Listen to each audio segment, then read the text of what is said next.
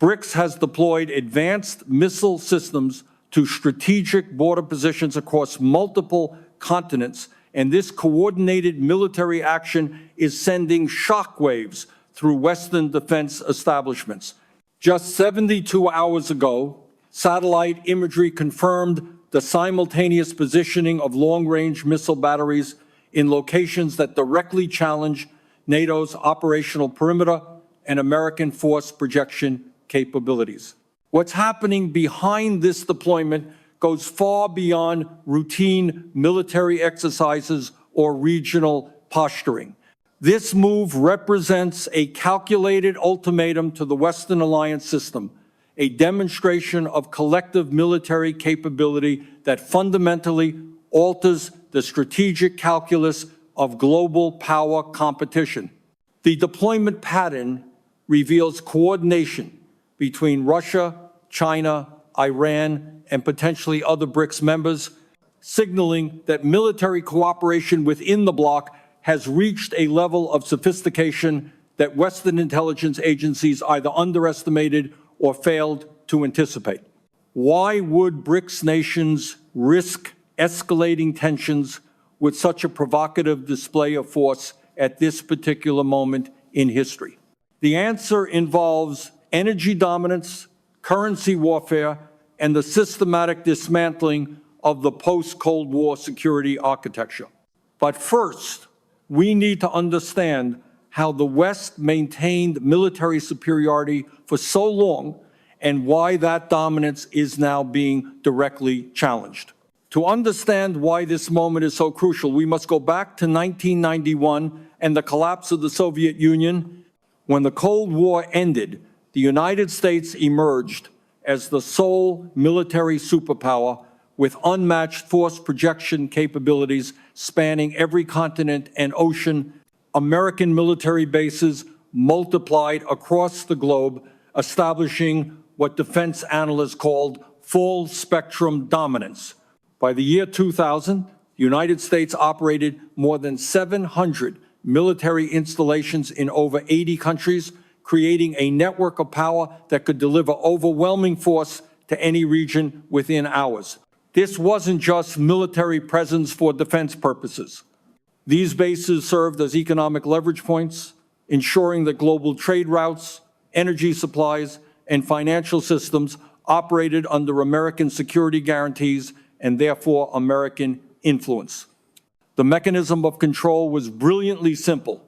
Countries that hosted American bases received security guarantees, military aid, and preferential trade relationships.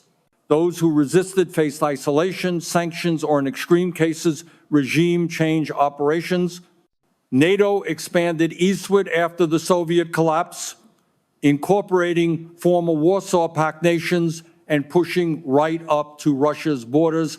This expansion was presented as defensive, as spreading democracy and stability. But from Moscow's perspective, and increasingly from Beijing's perspective, it represented encirclement, a strategic noose tightening around potential rivals to American hegemony. The Russian Federation protested repeatedly throughout the 2000s, warning that NATO expansion violated the spirit of agreements made during German reunification. These protests were largely dismissed by Western policymakers who believed Russia was too weak to resist and China too economically dependent on Western markets to challenge the system.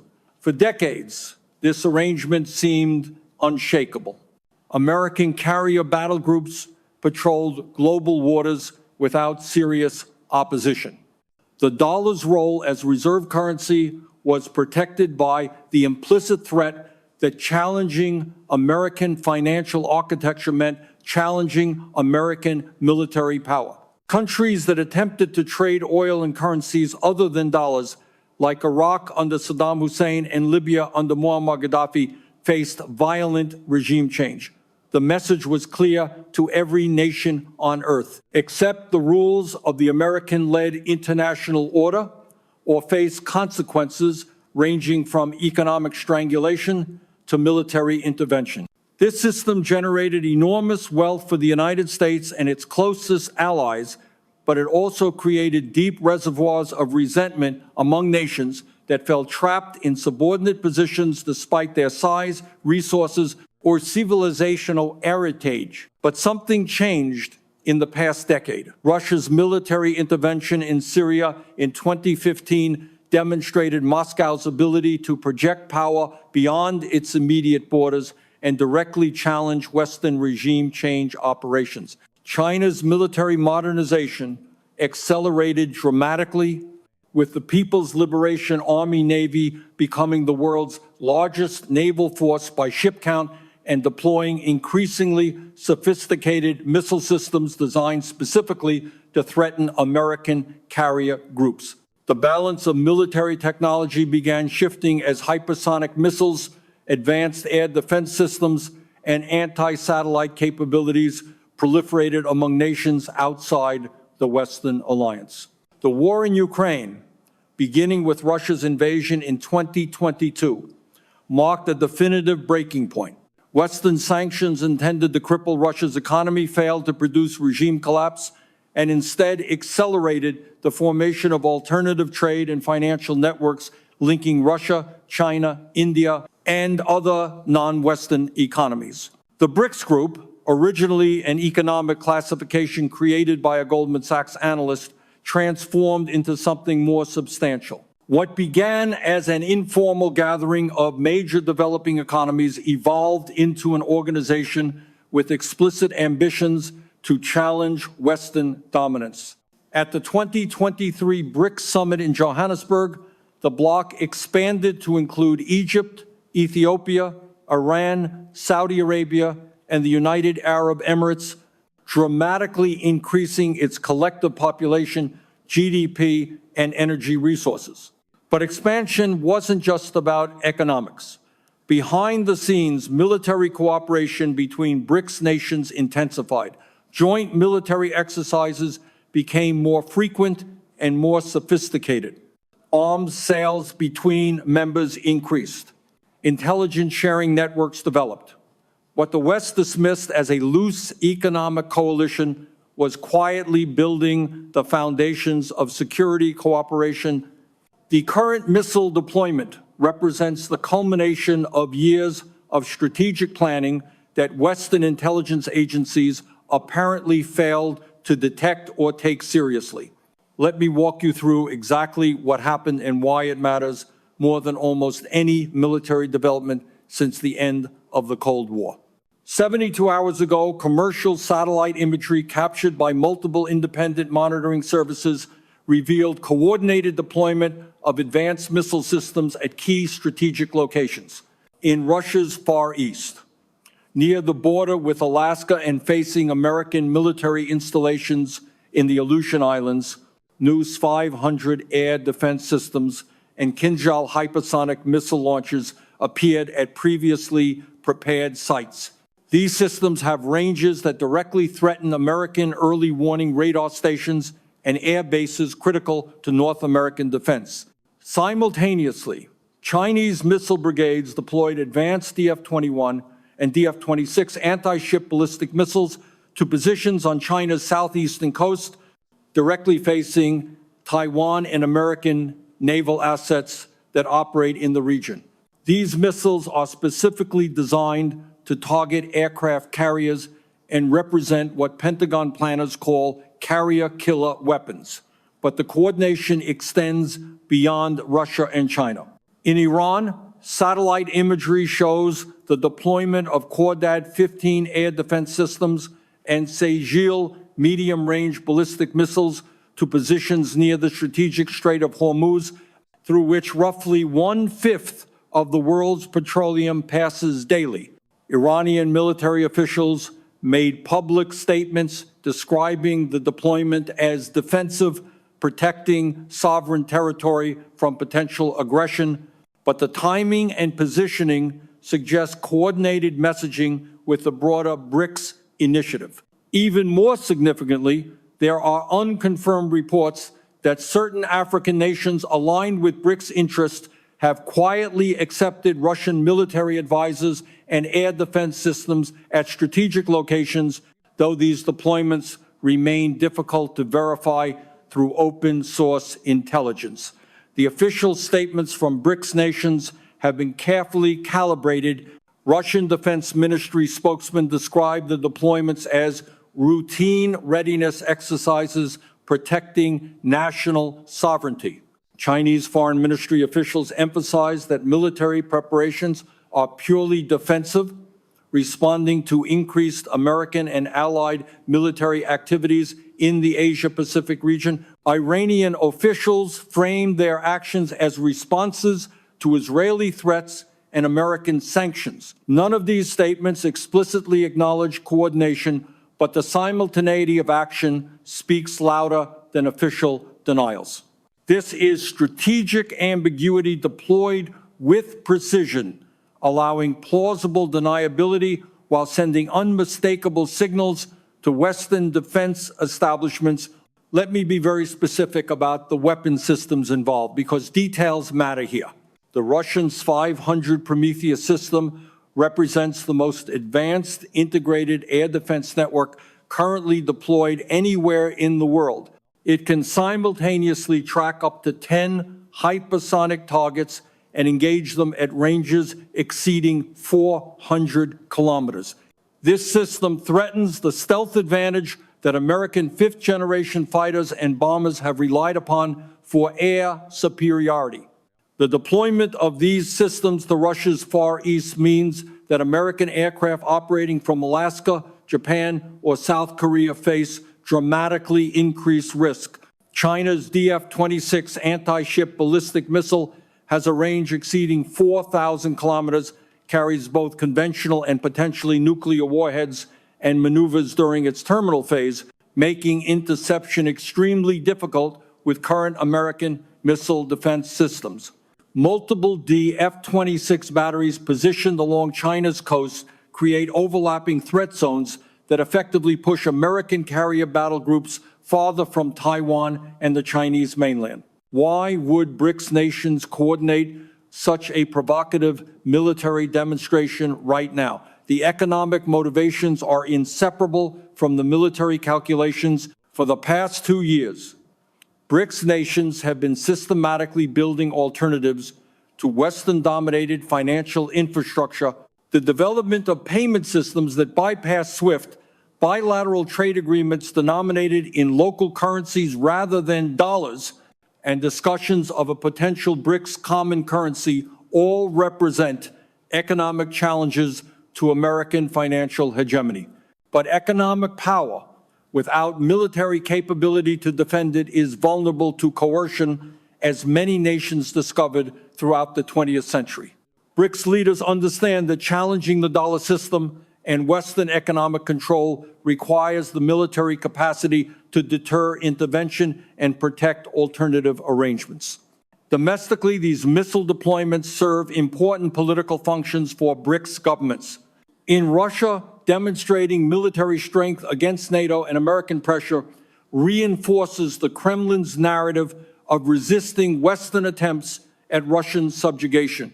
For China's leadership, showing capability to defend core interests like Taiwan and South China Sea claims strengthens legitimacy and nationalist support. Iran's government uses confrontation with America and Israel to maintain revolutionary credibility and distract from domestic economic challenges. The military demonstrations simultaneously address external security concerns and internal political needs. From a pure security perspective, BRICS nations face genuine threats that make these deployments strategically rational, regardless of economic or political calculations. NATO expansion didn't stop after the Cold War, but continued right up to Russia's borders, despite repeated Russian objections. American military presence in the Asia-Pacific has increased dramatically in recent years, with enhanced base agreements in the Philippines, increased deployments to Japan and South Korea, and the AUKUS Pact providing Australia with nuclear-powered submarines specifically designed for long-range operations. The United States has conducted freedom of navigation operations near Chinese-claimed islands in the South China Sea and increased arms sales and diplomatic support to Taiwan. From Washington's perspective, these actions defend the international rules-based order and support allies. From Beijing's and Moscow's perspectives, they represent encirclement and preparation for potential conflict. The ideological dimension matters more than Western analysts often acknowledge. BRICS nations increasingly articulate an alternative vision of international order based on multipolarity, national sovereignty, and non-interference in internal affairs. This vision explicitly challenges the liberal international order that America built after World War II and aggressively promoted after the Cold War. The liberal order includes not just economic openness, but also normative commitments to democracy, human rights, and individual freedoms that BRICS governments see as mechanisms for Western interference and regime change. By demonstrating collective military capability, BRICS nations are signaling that the era of uncontested Western military superiority is ending, and with it, the ability to impose Western political and economic models globally through implicit or explicit force. What traditional media is not reporting is the level of coordination and advanced planning this deployment required. Missile systems don't just appear at strategic locations overnight. The infrastructure needed to support these weapons, including transportation networks, storage facilities, command and control systems, and logistical supply chains, takes months or years to prepare. The fact that multiple BRICS nations deployed advanced systems to strategically complementary locations within the same narrow time window indicates high-level coordination that was carefully concealed from Western intelligence services. This suggests either a significant intelligence failure by Western agencies or successful denial and deception operations by BRICS military establishments. Behind the scenes, negotiations among BRICS defense and intelligence officials apparently reached new levels of cooperation. There are indications that Russia has shared certain military technologies with China and potentially Iran that would have been unthinkable during the Cold War when Moscow and Beijing were rivals. Chinese military delegations have reportedly visited Russian weapons development facilities and participated in planning sessions for integrated air defense networks. Iranian military officers received training in Russia on advanced systems that dramatically enhance Iran's ability to threaten American bases and naval assets in the Middle East. The depth of military technical cooperation suggests BRICS is evolving beyond an economic organization into something approximating a security bloc, though leaders carefully avoid formalizing military alliances that would force fence-sitting nations to choose sides. The coordination extends to diplomatic messaging as well. Notice how BRICS nations have synchronized their criticism of Western policies, their calls for United Nations reform, their demands for alternative financial institutions, and their framing of conflicts in Ukraine and the Middle East. This isn't accidental convergence, but deliberate strategic communication designed to legitimize their challenge to the existing order and attract additional nations to their coalition.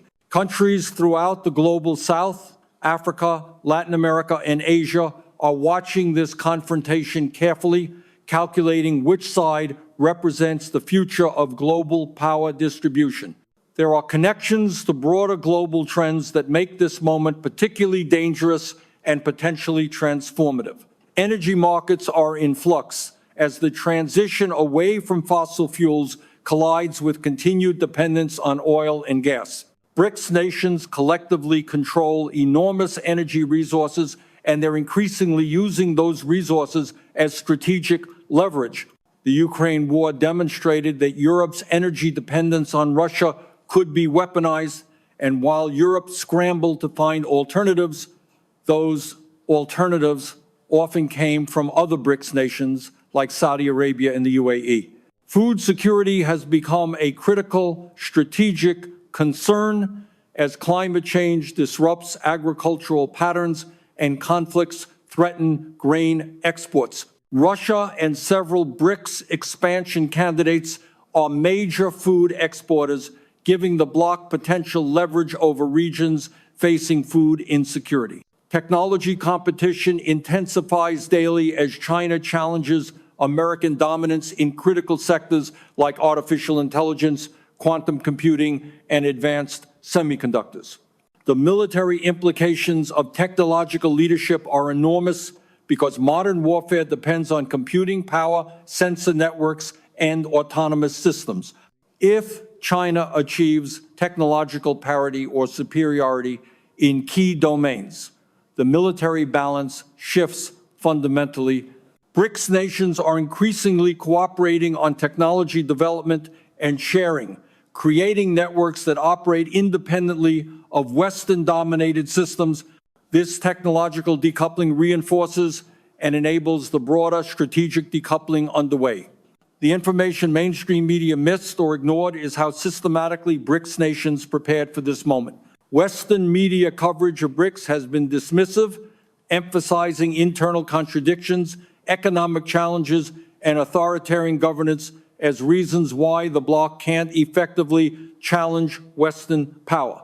This analysis isn't entirely wrong, but misses the strategic determination driving BRICS cooperation. Russia, China, and Iran have decades of experience dealing with American pressure, sanctions, and military threats. They've studied how the United States projects power, where vulnerabilities exist, and how to develop asymmetric responses. The missile deployments we're seeing now represent the maturation of long-term military development programs specifically designed to counter American strengths and exploit American weaknesses. At this point, I need to step back from emotion and look at this through a realist lens. In international relations, there's a well-established analytical framework that explains why powerful states behave the way they do, and it's particularly useful for understanding the current situation.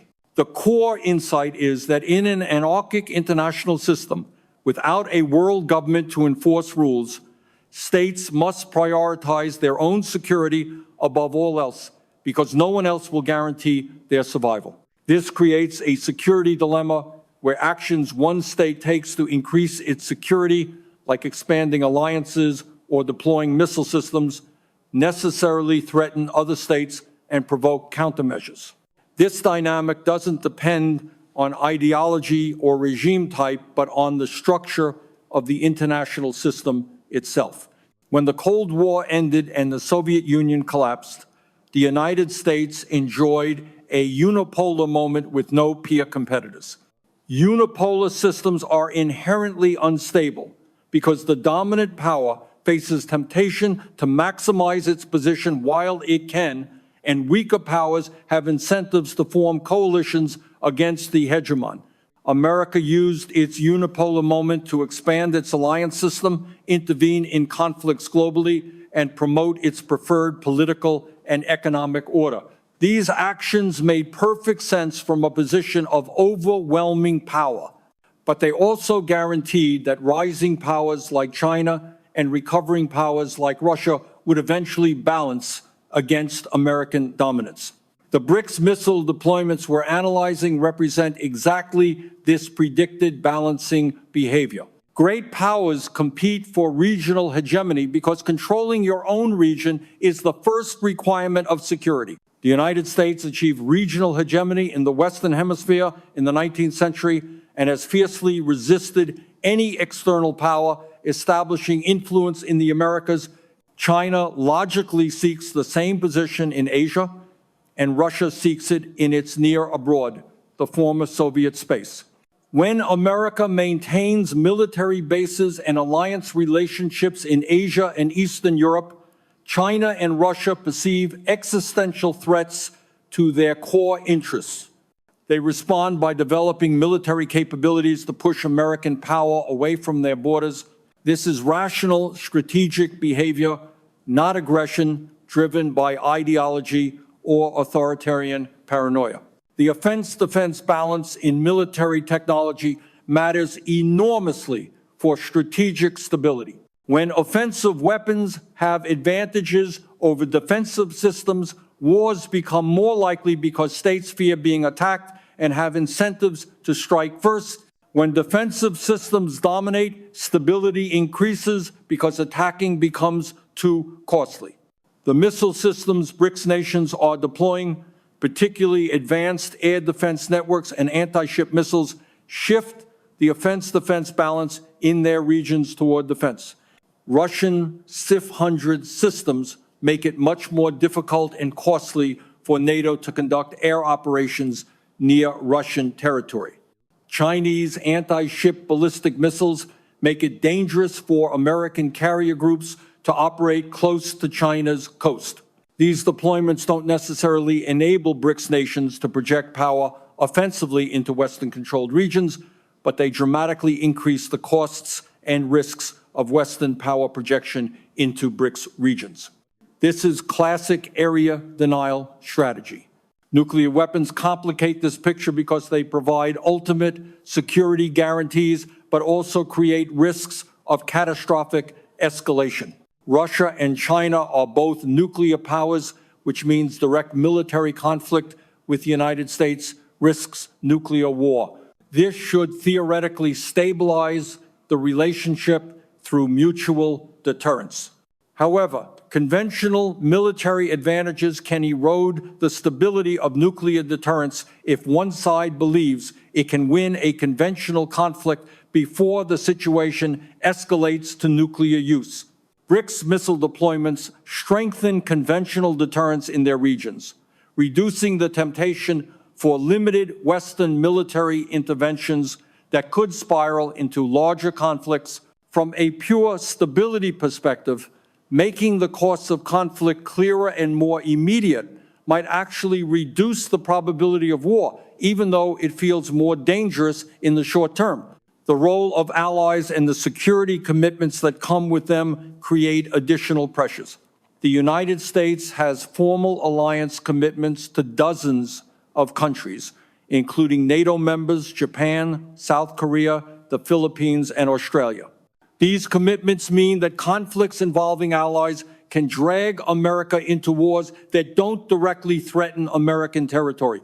Taiwan represents the most dangerous flashpoint because while the United States doesn't have a formal defense treaty with Taiwan, it has implied commitments and has provided weapons and training for decades.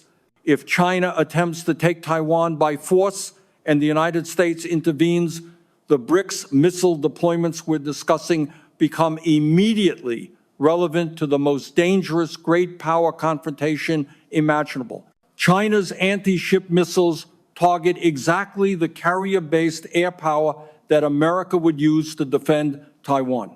This isn't coincidence, but careful planning based on realistic assessment of how a Taiwan conflict would unfold. The expansion of BRICS itself fits patterns we've seen throughout history when rising powers challenge existing orders. Britain faced challenges from Germany in the early 20th century, leading to alliance formations and ultimately world wars. During the Cold War, the Soviet Union built the Warsaw Pact to balance against NATO. Now, BRICS serves a similar function, providing institutional structure for cooperation among states that share interest in limiting American power. The difference is that BRICS includes powers with much larger populations and increasingly comparable economic capabilities to the Western alliance. China's economy is already larger than America's by some measures. India will soon be the world's most populous nation. Russia possesses vast natural resources and advanced military technology despite a smaller economy. Collectively, BRICS represents a coalition that can realistically challenge Western dominance in ways that previous challengers could not. The key question from a realist perspective is whether the international system can transition from American unipolarity to multipolarity without major war. History suggests this kind of transition is extremely dangerous because declining powers are tempted to use force while they still have advantages, and rising powers are tempted to test the resolve of declining power. The BRICS missile deployments are a test, probing how the United States and its allies respond to direct challenges to military superiority in key regions. If the West accepts these new realities and adjusts its strategy accordingly, transition might occur peacefully through negotiated spheres of influence. If the West attempts to maintain primacy through military means, the risk of escalation to major conflict increases dramatically. When great powers possess nuclear weapons and face declining positions, they confront terrible choices between accepting reduced status and risking everything in conflict. The United States has never accepted a secondary position in modern history, and its entire strategic culture, military doctrine, and alliance system are built around primacy. Asking America to voluntarily accept multipolarity and share power with rivals challenges deep assumptions about American exceptionalism and global leadership, but attempting to maintain primacy against determined opposition from powers with nuclear weapons and growing conventional capabilities risks catastrophic war. This is the tragic dimension of great power politics that makes the current moment so consequential. Both sides are acting rationally based on their security interests, but the collision of rational strategies creates profound danger. This isn't just about missiles deployed to borders or military posturing between rival powers. The consequences will affect global stability, economic prosperity, and the daily lives of ordinary people far from the strategic competition between great powers. Understanding these implications is crucial because what happens next will shape the international order for decades to come, determining whether we live in a world of negotiated multipolarity or renewed great power conflict. For the entire region where these missiles are deployed, strategic calculations are changing immediately. Countries that have tried to maintain neutral positions between the West and BRICS face increased pressure to choose sides. America will likely demand that allies in Asia, Europe, and the Middle East explicitly support Western positions and potentially host additional military forces to counter BRICS capabilities. Nations that refuse may find themselves excluded from security guarantees, trade preferences, or financial support. But aligning clearly with the West risks antagonizing BRICS powers that may be geographic neighbors, major trading partners, or energy suppliers. This dilemma is particularly acute for countries like India, which is both a BRICS member and has growing strategic ties with the United States through the Quad partnership. Turkey faces similar contradictions as a NATO member that has improved relations with Russia and China. We'll likely see more countries attempting strategic hedging, maintaining ties with both camps while committing fully to neither, but this balancing act becomes harder as tensions increase. The international financial system faces enormous stress as security competition reinforces economic decoupling. BRICS nations have accelerated efforts to trade in currencies other than the dollar, develop alternative payment systems, and reduce holdings of dollar-denominated assets. If this trend continues, the dollar's role as the global reserve currency gradually erodes. For Americans, this means the government loses the ability to finance deficits cheaply by selling bonds that the world must buy to participate in international trade. Interest rates on American debt would rise, government spending would face harder constraints, and the overall standard of living could decline. For the global economy, losing a stable reserve currency without a clear replacement creates volatility, higher transaction costs, and potentially financial crises as markets struggle to price risk without dollar anchors. Energy prices will likely experience significant volatility and potential long-term increases. BRICS nations collectively control enormous oil and gas reserves, and several members have demonstrated willingness to use energy exports as strategic leverage. If sanctions escalate or conflict disrupts supply, prices spike immediately. Even without actual supply disruptions, the risk premium on energy increases when major producers and consumers are locked in strategic competition. Higher energy costs flow through entire economies, increasing transportation expenses, manufacturing costs, and prices for all goods. This contributes to inflation that central banks struggle to control without raising interest rates so high they trigger recessions. Ordinary families face choices between filling gas tanks, heating homes, and buying groceries when energy costs surge. Trade flows are being reorganized along geopolitical lines rather than pure economic efficiency. We're already seeing evidence of friendshoring and nearshoring as companies move supply chains out of China to countries considered more politically reliable. This process accelerates as security concerns override cost considerations. In the short term, this means higher prices for manufactured goods because production moves from highly efficient Chinese factories to less efficient alternatives.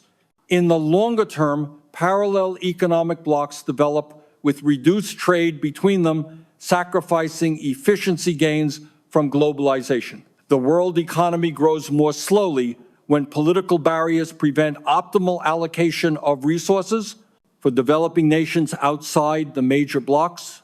Losing access to either Western or BRICS markets cuts growth potential and reduces poverty alleviation. Military spending will increase dramatically across both alliances, diverting resources from productive investment and social programs. The United States and NATO allies are already committing to major increases in defense budgets to match BRICS capabilities. BRICS nations will continue military modernization to maintain their challenge to Western primacy. Every dollar or yuan spent on missiles, ships, and aircraft is a dollar not spent on infrastructure, education, healthcare, or research that improves civilian prosperity. The economic burden of arms races falls particularly hard on smaller and poorer nations that feel compelled to militarize to avoid being caught defenseless in great power competition. Historical parallels aren't encouraging. The Soviet Union ultimately collapsed partly under the weight of military spending it couldn't afford, but not before decades of reduced living standards for Soviet citizens and missed opportunities for economic development. The risk of miscalculation and accidental escalation increases as rival militaries operate in close proximity with weapon systems designed for rapid response.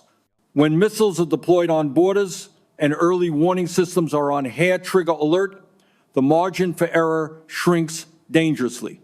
A technical malfunction, a misinterpreted radar signal, or an overeager commander could initiate a crisis that spirals beyond anyone's control. During the Cold War, there were multiple instances where nuclear war was narrowly avoided only because individuals made correct judgment calls in ambiguous situations.